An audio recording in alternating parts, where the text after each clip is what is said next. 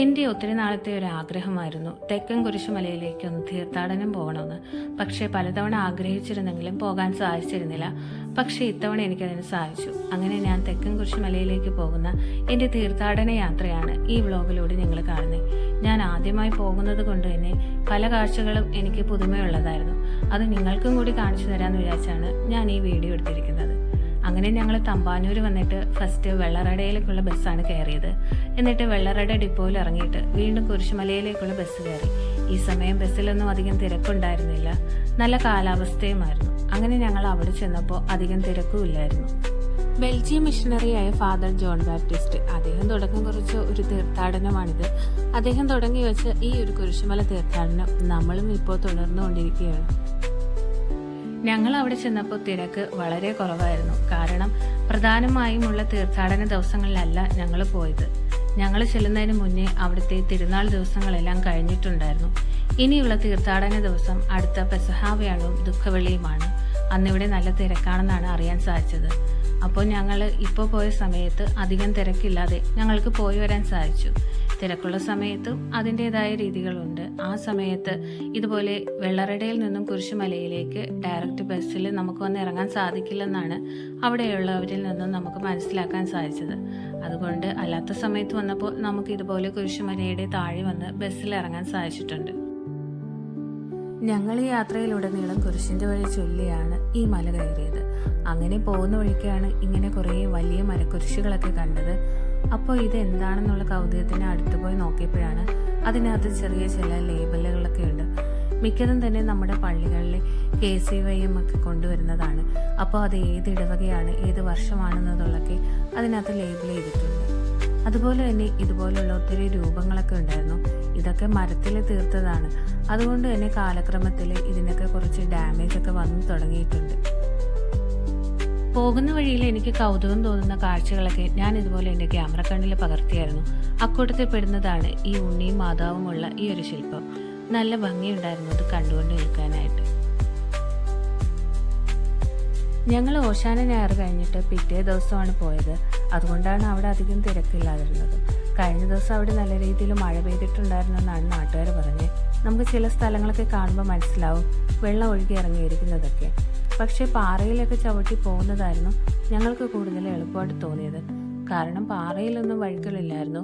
പക്ഷെ മണ്ണുള്ള ഭാഗത്ത് ചവിട്ടുമ്പോൾ ഈർപ്പമുള്ളത് കൊണ്ട് തന്നെ ചെറുതായിട്ടൊക്കെ ഇങ്ങനെ ചരക്കി വീഴാനൊക്കെ പോയി.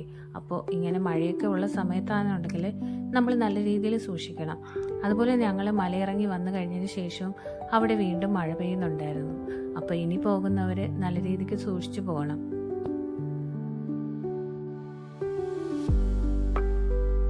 ഈ മല കയറാൻ പോകുമ്പോൾ നമ്മൾ പ്രധാനമായിട്ടും കരുതേണ്ട ഒരു കാര്യമാണ് വെള്ളം. നമ്മൾ മല കയറുന്നതനുസരിച്ച് നല്ല രീതിയിൽ ക്ഷീണം വരും. എല്ലാവർക്കും അത് താങ്ങാൻ പറ്റണമെന്നില്ല. നമുക്ക് വെള്ളം ദാഹിക്കുമ്പോൾ നമുക്ക് വാങ്ങി കുടിക്കാനായിട്ട് കടകളൊക്കെ വളരെ കുറവാണ്. 1-2 കടകളാണ് ഞങ്ങൾ പോകുന്ന വഴിക്ക് കണ്ടത്. അതും ചിലപ്പോൾ തുറന്നിരിക്കും, ചിലപ്പോൾ അടച്ചിരിക്കും. അങ്ങനെയൊക്കെയാണെന്ന് അവർ തന്നെ പറയുന്നുണ്ടായിരുന്നു. കാരണം തീർത്ഥാടകരൊക്കെ ഒത്തിരി ഉള്ള സമയത്ത് മാത്രമേ അവർക്ക് കടയൊക്കെ തുറന്നാൽ വല്ല കച്ചവടവും നടക്കൂ. അല്ലാതെ അവരങ്ങനെ തുറന്നിരിക്കത്തില്ല. ചിലപ്പോൾ നമ്മൾ മുകളിലേക്ക് പോകുമ്പോൾ കാണുന്ന കടകൾ തന്നെ തിരിച്ചു വരുമ്പോൾ അത് അടച്ചിട്ടിരിക്കും. അപ്പോൾ കയ്യിൽ വെള്ളം കരുതുന്നത് നല്ലതായിരിക്കും.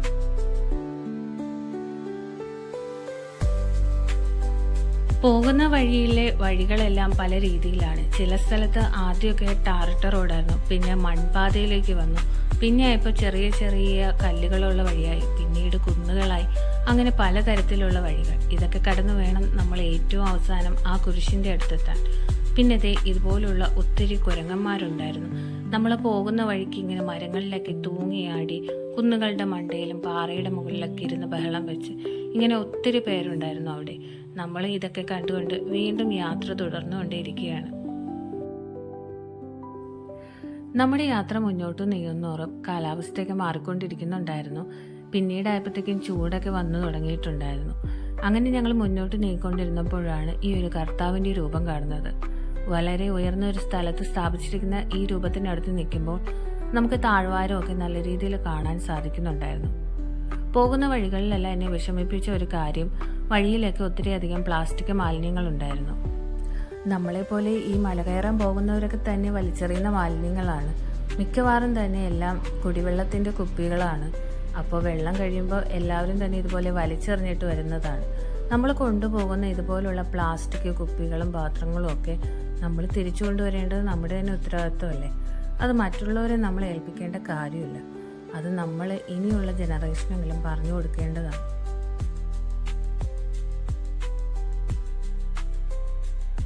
ഒരു നീല നിറം ഞങ്ങൾ ദൂരെ നിന്നേ കണ്ടായിരുന്നു. അതെന്താണെന്ന് മനസ്സിലാക്കാൻ അടുത്ത് നിന്നപ്പോഴാണ് മനസ്സിലായത്. മാതാവിൻ്റെ ഒരു ഗ്രോട്ടോയായിരുന്നു. അതിനടുക്കലേക്ക് പോകാനുള്ള പടിക്കെട്ടുകളായിരുന്നു ആ നീല നിറത്തിലുള്ളത്. വളരെ കുത്തനെയുള്ള ഒരു പടിക്കെട്ടായിരുന്നു. 2 വലിയ പാറക്കൂട്ടങ്ങൾക്കിടയിൽ സ്ഥാപിച്ചിരിക്കുന്ന ഈ ഒരു ഗ്രോട്ടോ വല്ലാത്തൊരു അനുഭവമായിരുന്നു. കുറേ വള്ളിച്ചെടികളും ഈ പാറക്കെട്ടുകളും ഒക്കെ നിറഞ്ഞ സ്ഥലത്ത് നിന്നിട്ട് മാതാവിൻ്റെ അടുത്ത് നിന്ന് പ്രാർത്ഥിക്കുമ്പോൾ ഒരു പ്രത്യേക അനുഭവം തന്നെയായിരുന്നു. നമ്മൾ മലമുകളിലേക്ക് എത്തുന്തോറും ദൂരെയായിട്ട് ഒരു റിസർവോയർ നമുക്ക് കാണാൻ സാധിക്കുന്നുണ്ടായിരുന്നു. പിന്നീട് നമുക്കത് മനസ്സിലായി അത് ചിറ്റാർ ഡാം ആണെന്ന്. അങ്ങനെ ഞങ്ങൾ വീണ്ടും മുകളിലേക്ക് പൊയ്ക്കൊണ്ടിരിക്കുകയാണ്. അവസാനം ഞങ്ങൾ ആ കുരിശിനടുത്ത് എത്തിയിട്ടുണ്ട്. ഫാദർ ജോൺ ബാപ്റ്റിസ്റ്റ് അന്ന് അദ്ദേഹം സ്ഥാപിച്ച മരക്കുരിശിൻ്റെ സ്ഥാനത്ത് ഇന്നൊരു കോൺക്രീറ്റ് കുരിശാണ്. ആ ഒരു കുരിശിലാണ് നമ്മളിപ്പോൾ പ്രാർത്ഥിക്കുന്നത്. കാലാന്തരത്തിൽ എന്തെങ്കിലും കേടുപാടുകളൊക്കെ സംഭവിച്ചത് കൊണ്ടായിരിക്കണം ഇപ്പോൾ പകരം കോൺക്രീറ്റ് ആയിട്ട് ആ ഒരു കുരിശ് അവിടെ സ്ഥാപിച്ചിരിക്കുന്നത്. ഞങ്ങൾ ചെന്നപ്പോൾ തീർത്ഥാടന സമയം അല്ലാതിരുന്നത് കൊണ്ട് തന്നെ ആ ഒരു മലമുകളിൽ ആ ഒരു സമയത്ത് ഞങ്ങൾ മാത്രമേ ഉണ്ടായിരുന്നുള്ളൂ. അതുകൊണ്ട് ഞങ്ങൾ ഒത്തിരി നേരം അവിടെ നിന്ന് പ്രാർത്ഥിക്കുകയൊക്കെ ചെയ്തു. പിന്നെ ഞങ്ങൾ പരിസരമൊക്കെ ഒത്തിരി നന്നായിട്ടൊക്കെ കാണാനൊക്കെ സാധിച്ചു.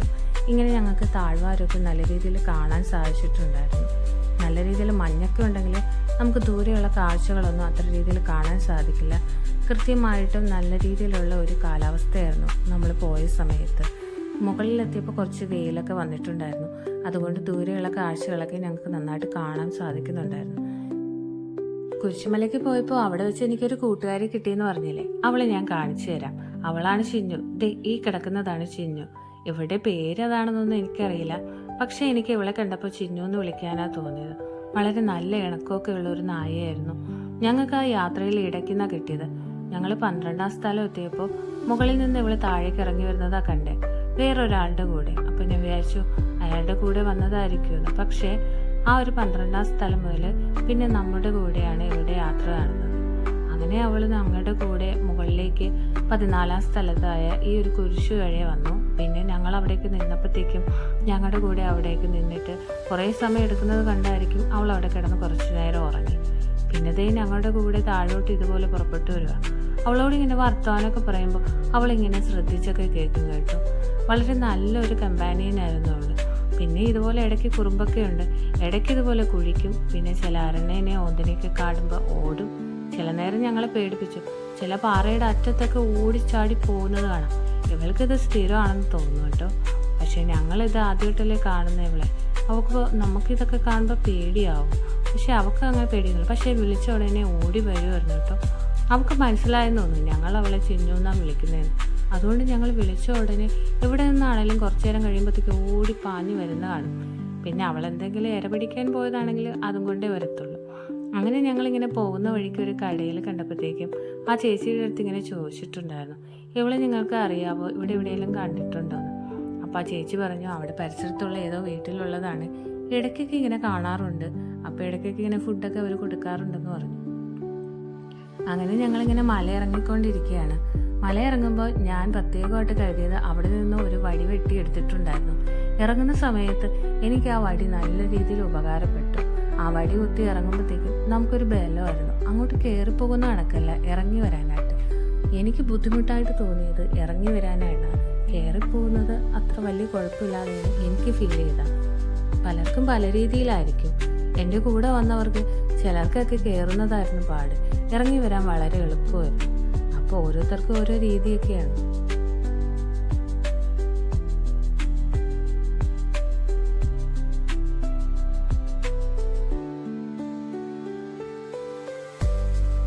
പിന്നെ ഞങ്ങൾ മല ഇറങ്ങി വരുന്ന സമയത്ത് ഈ ഒരു ബെൽ ടവർ കണ്ട്. അപ്പോൾ ആ ബെൽ ടവർ എന്തിനാണെന്നൊന്നും അവിടെ എഴുതി വെച്ചിട്ടില്ലായിരുന്നു. പിന്നെ ഞങ്ങളുടെ ഒരു യുക്തിക്കനുസരിച്ച് ഞങ്ങളുടെ മനസ്സിൽ ഒരു ഉദ്ദിഷ്ടകാര്യം പ്രാർത്ഥിച്ചിട്ട് ആ മണി അങ്ങോട്ട് മുഴക്കി. അങ്ങനെ ഞങ്ങൾ കുറച്ച് നേരം ആ മണിയൊക്കെ അടിച്ച് പിന്നെ ഞങ്ങൾ വീണ്ടും ആ കർത്താവിൻ്റെ രൂപമൊക്കെ കണ്ട് താഴേക്ക് വന്നപ്പോഴത്തേക്കും ഒരു മാതാവിൻ്റെ കുരിശടിയൊക്കെ കണ്ടായിരുന്നു. അങ്ങനെ ഞങ്ങൾ ഇങ്ങനെയുള്ള ഓരോ രൂപങ്ങളുടെ അടുത്ത് വന്ന് പ്രാർത്ഥിക്കുകയും അവിടെ എന്തെങ്കിലുമൊക്കെ എഴുതി വെച്ചിട്ടുണ്ടെങ്കിൽ അതെന്താണെന്നൊക്കെ വായിച്ച് മനസ്സിലാക്കുകയൊക്കെ ചെയ്യുമായിരുന്നു. ചിലയിടത്തൊന്നും കൃത്യമായിട്ടൊന്നും ഇതുപോലെ എഴുതിയൊന്നും വെച്ചിട്ടില്ല, എന്നാൽ ചില സ്ഥലത്തൊക്കെ നല്ല രീതിയിൽ എഴുതിയും വെച്ചിട്ടുണ്ട്. അങ്ങനെ കുരിശടിയിൽ കയറി കുറച്ചു നേരം പ്രാർത്ഥിച്ചിട്ട് താഴേക്ക് വന്നപ്പോഴാണ് അവിടെ ഒരു പള്ളി ഉണ്ടത്. വളരെ ലളിതമായ രീതിയിൽ നിർമ്മിച്ചിരിക്കുന്ന ഒരു പള്ളിയായിരുന്നു. ഞങ്ങൾ വന്നപ്പോൾ 2 ചേട്ടന്മാർ ഈ പള്ളി തുറന്നിട്ട് മുകളിലേക്ക് ആ കുരിശടിയുടെ ഭാഗത്തേക്ക് പോകുന്നുണ്ടായിരുന്നു. അപ്പം ഞങ്ങൾ മാത്രമേ ഉള്ളായിരുന്നു ഈ പള്ളിയിലും ആ സമയത്ത് വന്നിരുന്ന് പ്രാർത്ഥിക്കാനായിട്ട്. അങ്ങനെ കുറച്ചു നേരം ഞങ്ങളിവിടെ വന്നിരുന്നു. പള്ളിയുടെ പുറത്തൊക്കെ ഒത്തിരി അധികം കുരങ്ങന്മാരുണ്ടായിരുന്നു, പക്ഷെ അതുങ്ങളൊന്നും ഇതിൻ്റെ അകത്തേക്കൊന്നും പ്രവേശിക്കുന്നുണ്ടായിരുന്നില്ല. അങ്ങനെ ഞങ്ങൾ ഇവിടെ കുറച്ചു നേരം നിന്ന് പ്രാർത്ഥിച്ചിട്ട് വീണ്ടും താഴേക്ക് പോയി.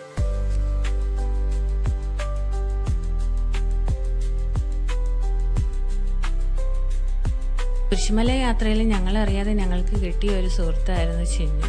അങ്ങനെ ചിന്നു ഇവിടെ നിന്ന് ഞങ്ങളോട് യാത്രയും പറഞ്ഞ് പോവുകയാണ്. ഞങ്ങൾ അറിഞ്ഞില്ലായിരുന്നു അവൾ യാത്ര പറയുവാന്ന്. ഞങ്ങൾ എന്തോ സംസാരിച്ചിട്ട് തിരിഞ്ഞു നോക്കിയപ്പോൾ പിന്നെ ചിന്നുവിനെ കാണാനില്ല. അവളെയാണ് ഇനി ഞാൻ ഒത്തിരി മിസ് ചെയ്യുന്നത്. താഴ്വാരത്ത് നിൽക്കുമ്പോൾ നമ്മൾ പോയി കണ്ട ആ ഒരു കുരിശ് നമുക്ക് നല്ല രീതിയിൽ കാണാൻ സാധിക്കും. അങ്ങനെ ഈ ഒരു യാത്ര ഇവിടെ കംപ്ലീറ്റ് ആവുകയാണ്. വീണ്ടും അടുത്ത ഒരു വർഷം വരുമെന്നുള്ളൊരു ശുഭപ്രതീക്ഷയോടെ.